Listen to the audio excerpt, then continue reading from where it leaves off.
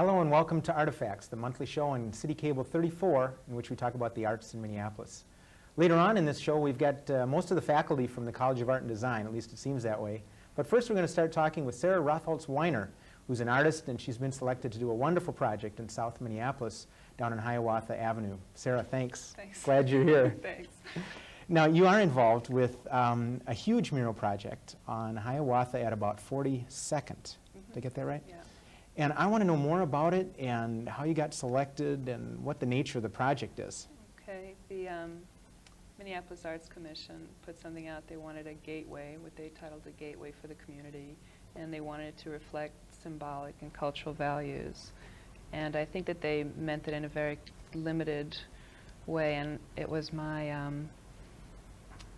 I guess I tried to look at it more as an urban landscape project and as part of a larger cultural issue, and maybe it had a little bit more to do with Earth as a global issue and not just the community as a global issue.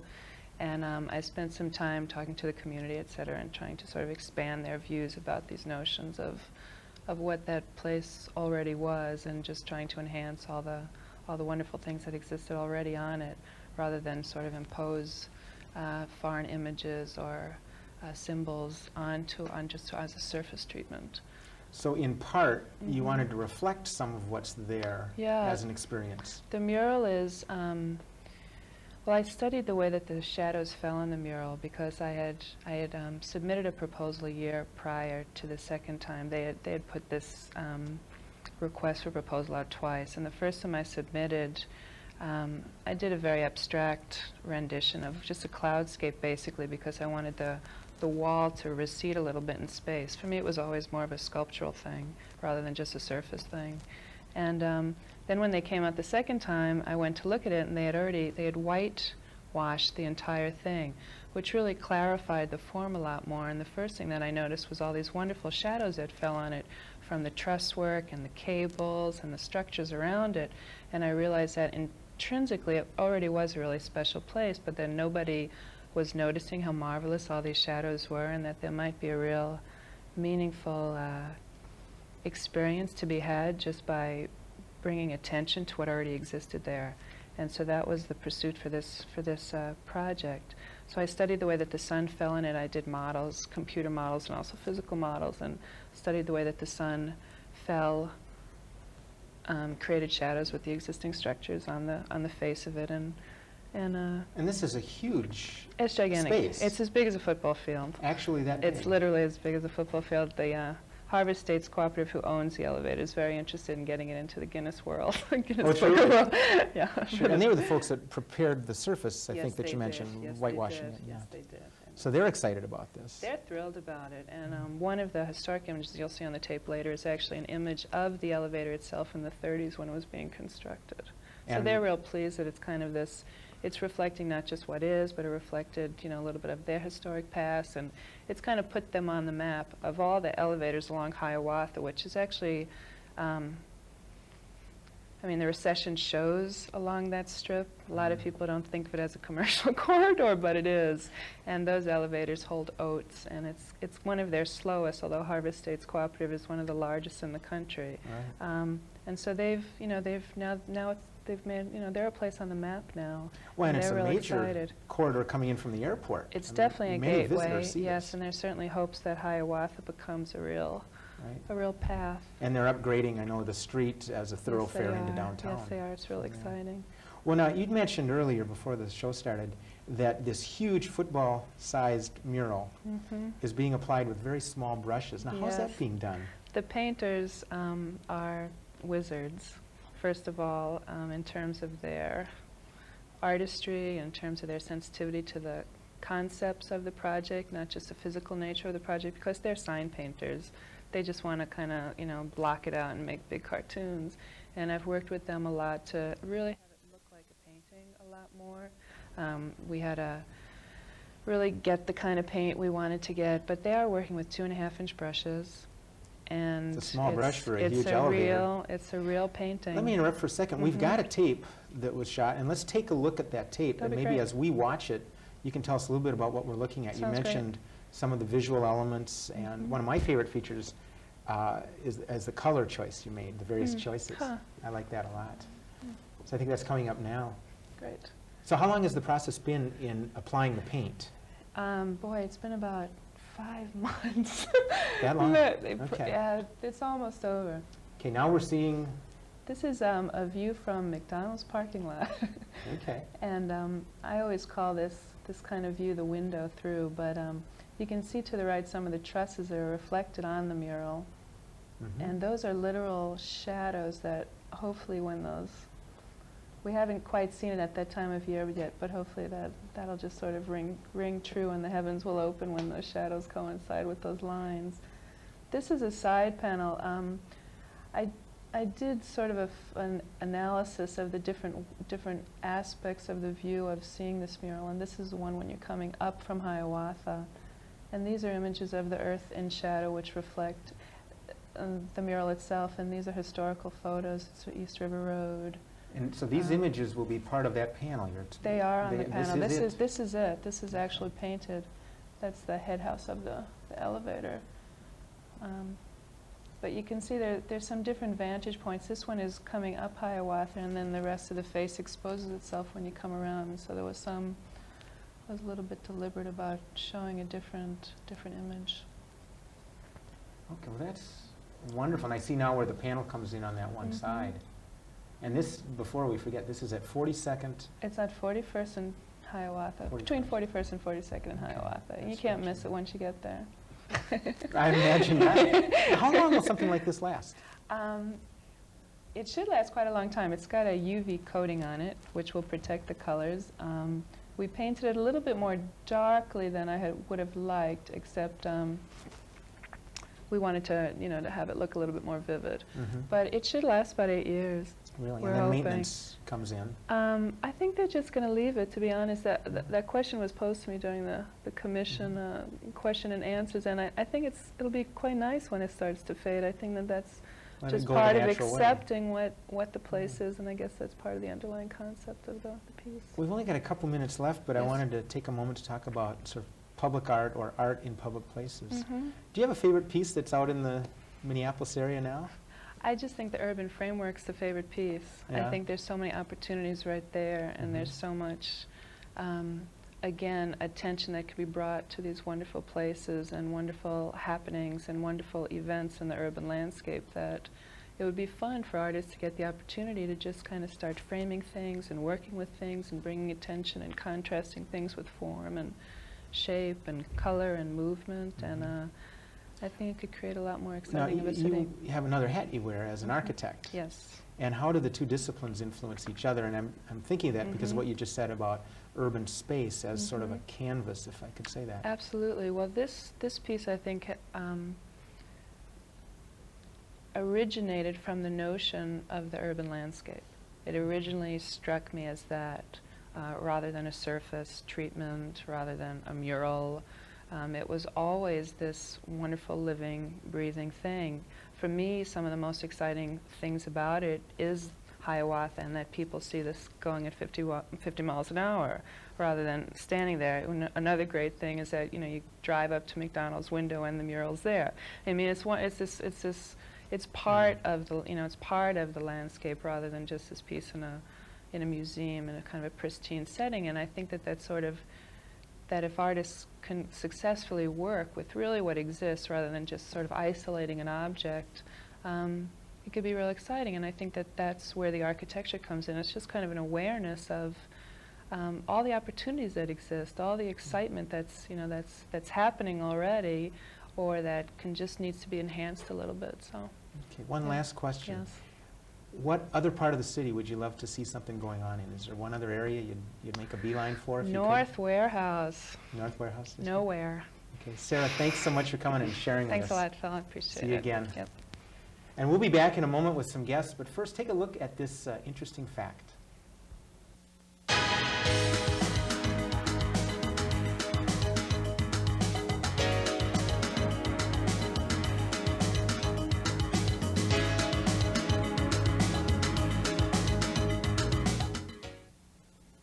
And welcome back to Artifacts. And in this segment, we're going to talk a little bit with, as I said, I think most of the staff from the College of Art and Design. We've had a lovely chat just as we're getting ready here.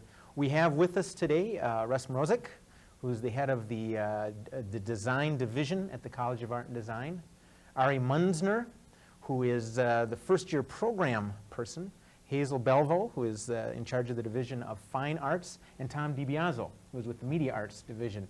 And we're going to talk a little bit about what they each do and the students, and to some extent, what the College of Art and Design is all about and who comes there. And I thought we'd turn first to Ari and ask you, what is the College of Design, or what is it trying to serve, and who is it trying to serve?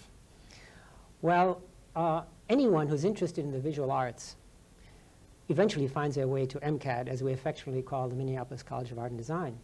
And the first-year program is a program, well, if you want to be an astronaut, you first have to learn how to fly. And what we do is we bring you into that kind of orbit. Specifically, we deal with the eye, with the hand, with the mind, and with the heart. And we try to bring them together. And we do this in a very, I would say, kind of interrelated program of learning how drawing and color and painting, and learning how to work with materials and with photography and video and sound and computers and three-dimensional materials, and how English and history of art all come together to bring the heart, the mind, the eye, and the spirit in some kind of symbiosis. And we as faculty are coaches. What we do is we coach the student who may be out of high school, or who may be transfer student, or somebody who after many years decides what they really always wanted to do was to be into the visual arts. And so we work with people so that when they are ready to go into the advanced programs, which my colleagues are going to be talking about, that they're ready to really progress in their own self-development. And this is an accredited college.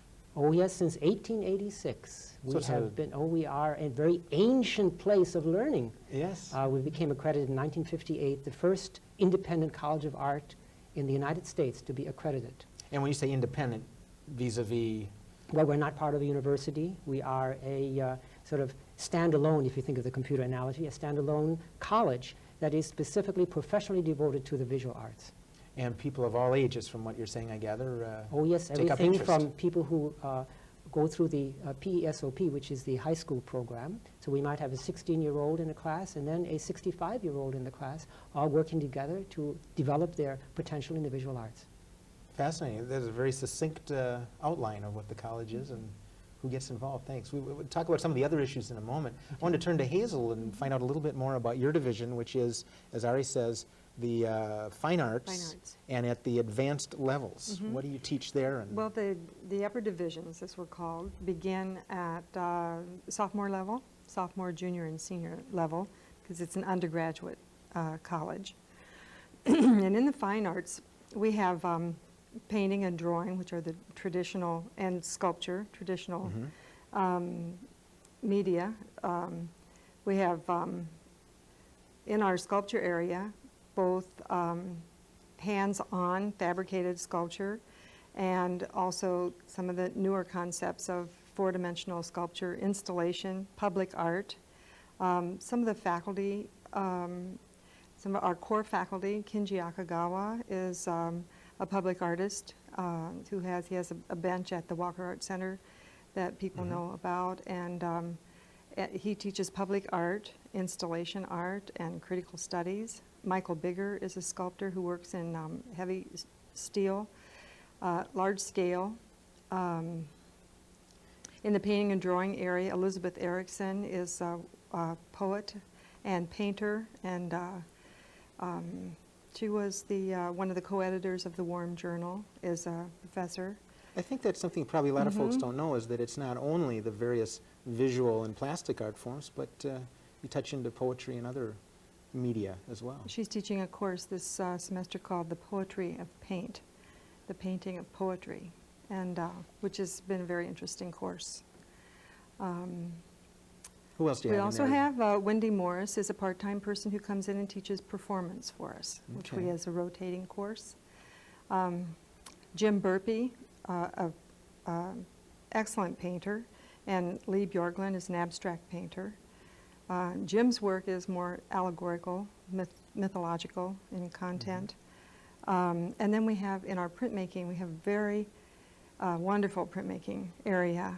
with a small press called Out of Hand Press, started at the college, that's known all around the country. Okay, so that's an in-house It's an in-house facility press. then. Oh. The students and artists around the cities and across the country come and publish works there. Judy Stone Nunley is the printmaker at Rank there. He's a Interesting. screen artist and bookmaker. Now, you mentioned two specific things. Our first segment in today's show talked about public art, and it's interesting that you talk and teach about that specifically. Now, share with me and maybe some of the audience about four-dimensional art. It's a concept of sculpture that deals with time, time and space. And one of the courses in that area is called Intermedia, which in that course students specifically deal with time and space and a lot of issues and content. Incorporate that Yes. into their artwork. Yes. Interesting. Right, right. I'd love to I think participate with that sometime. installation comes into that, which is Okay. one of the artists at MCAD who teaches in the visual studies program, Carol Fisher, also teaches in fine arts. Her main concerns are around environmental issues and installation. She works on the Alaska pipeline, the Alaska oil spill has been a major subject for A her. theme of hers, okay. I think the Interesting. students at MCAD are very concerned about environment and issues surrounding the earth and preservation of the earth. And it's a very important issue for the students, for all Interesting. of us, of course. How long have you been involved at the college? At the college, this is my third year. Third year. Where'd you come from before that? I was at the St. Paul Academy, Oh, so you crossed the river. right, All right. for a long time.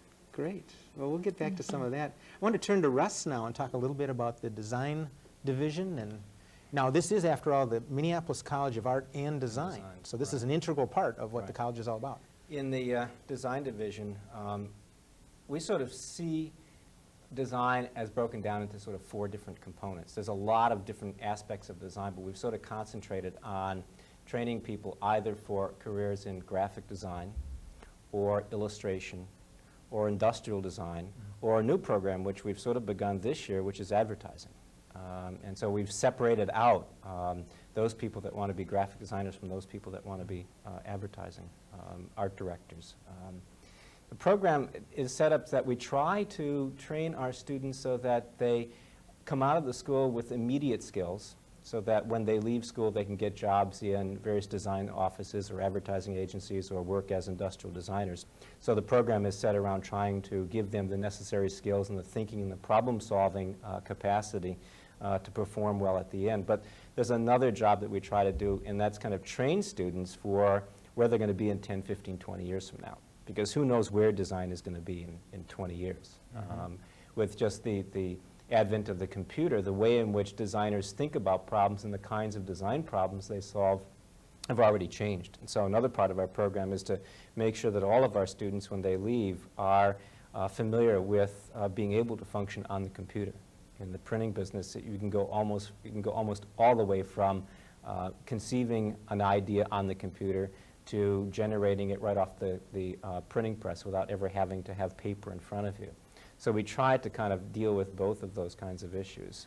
It's refreshing to hear that part of your concern is essentially job retention and training and the Right. skills to survive as a designer or I suppose as an artist in the future.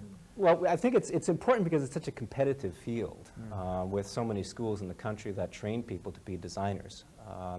Another thing that I think we're concerned about is not only preparing them to be designers in the traditional sense, but using their skills at problem solving to go beyond. One of the kinds of projects that we were involved in last semester was 3M's acquisitions department came to us, and they're the department at 3M that looks at mergers, buying other companies, selling off companies, and they said, we need to do something to get our people who are basically numbers people, accountants, to think more creatively. Because if 3M is going to make a major leap forward in time, they've got to work with the competition and begin to think about different ways of looking at their business. Can your designers help us get beyond our immediate boundaries? So we put a team of senior designers together to work with their acquisitions department to kind of opened them up to different ways of looking at some of their problems. So a practical application to the way you folks think. Right. To one of the more Yeah. progressive industrial companies Right. in the world. Right, and it was very interesting for the students because they began to see how their abilities as designers could go beyond immediate board skills. On the other hand, we've also done public service type projects with an organization called DARTS, which is a senior service organization, and have designed one of their new mobile vans that are used to cart people around the city, et cetera, It's et out in cetera. Dakota County? It's or- in Dakota County, Yeah. yeah. They came and wanted a design for one of the new vans they were buying. So as I'm listening to all of you, the college is a kind of a regional resource in a lot of different ways. Not Right. only for the given student, but Right, yeah. So that we get involved a fair amount with outside organizations, nonprofit, people constantly calling for help. imagine. Well, there's a lot to talk about, but I don't want to miss Tom DeBiaso here with the media arts. And what does that mean for the uninitiated? The media arts is the newest division at the college. We're graduating our 6th class this coming year, and it's all of the study of film, photography, video, and related both still and time-based arts at the college. Students begin in our program after the first year on their way to the Bachelor of Fine Arts degree, and each student pursues work in film, photography, and video.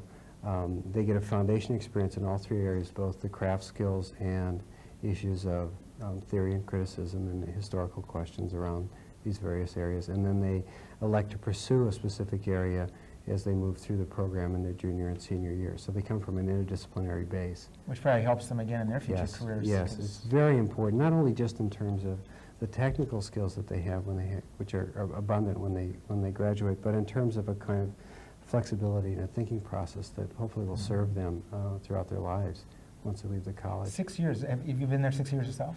No, I've been there 17 years. 17 years, right. so something changed there about 6 years ago. Yes, we were inside. We were, as design and the fine arts programs developed, media also grew at the same time throughout the 70s and into the 80s at the college. And it came to a point where we felt that under actually Herbert's leadership at that time as dean, that it was appropriate to address the area as a contemporary direction in education and art and design, and to give it its own home and basis and curriculum. So it was a response to what's students going could move on through. out Very in the much so, community. very much so. Yeah. Is that exciting for you? Oh, it's very exciting. Yeah. And we've been the community aspect is important in the curriculum as well. Our students move through a lot of work that's very socially oriented by the nature of the projects that they do, and also they work as interns as part of the curriculum. So they're Hazel out. was mentioning kind of the engaged quality of some of the students. That's Now, have right. you been there 17 years? Yes. So you've probably seen some changes in the Yes. concerns of the students. Yes, Anything you yes. could characterize? I think now the students we're in a cycle that's really wiser and smarter and more interesting than ever before, and more astute. Really? We're blurring lines between disciplines. The areas students come into our program now from a fine arts position, from a very traditional kind of a vocational position, and we work out a kind of approach that is mutually respectful and I think satisfying for the students as they go through the curriculum. So we're into some very interesting areas in education. Sounds interesting, yeah. Kind of cutting edge of some of the stuff. We would hope so. Some raw figures. I mean, how many folks are in your program, or students that are trying to make their way through this and graduate? There's about half the school is in design, Mhm. a quarter in fine arts, and about a quarter in media arts. Okay. Or slightly less in media arts. And is this hundreds of students, or I'm not familiar with your enrollment or anything? There's 560. 560. At the college as a whole? Right. And there's in the upper divisions, there are about 125 in media arts, 140 in fine arts, and I don't know, somewhere's between 150 and 180, it varies. yeah. It's hard to tell because there are students who take courses in design that are in fine art or in media art, so it's hard to really identify. Okay.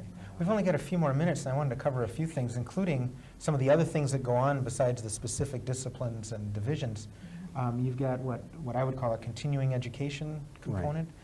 Can you tell me a little bit about that? I can probably tell you a little bit that this is really our outreach program. Continuing education means that anyone who's interested in the whole spectrum of the visual arts is able for either a 2-day workshop or once a week for 10 or 12 weeks or during the summer or on Saturdays to be involved in any of the activities that we do at the school. And so they are more accessible in small increments. You don't have to be a full-time Bachelor of Fine Arts degree tracking students to learn about computers or about in the media arts, photography, or to study painting or any of the something like 73 different courses that we offer. Another outreach program is our gallery, where the Twin Cities community gathers when we have some really major exhibitions that are usually directed at the young person, emerging artists in all fields. And so it is a kind of small matrix where the different vectors of culture gather. I've been to a few of those, and there are vectors running around there. Hazel, I've got a question. Oh, did you have something? Well, I was going to add to that because recently, and I think it may be up right now, a student exhibition at Uptown. In the Uptown Shopping Center, there's a Calhoun Square. Okay. That's right. It was a jury exhibition, and it's been so successful, it's going to be continued, I understand. Yes. now. Will that We're gonna have continue some into more. March?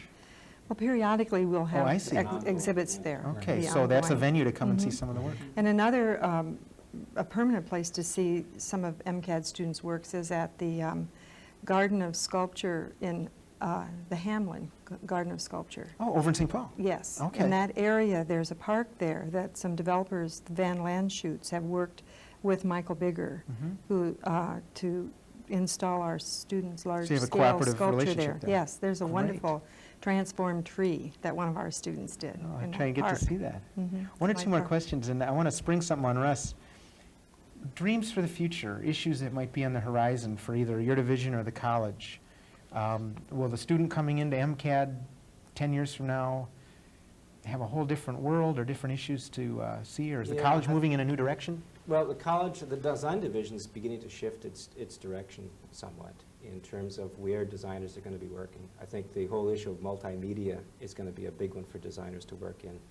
I think another major shift has to do with the global shift, that we're not going to be just dealing with corporate America and kind of a Euro approach to design. With demographic shifting, designers are going to have to be dealing with very, very different kinds of user groups.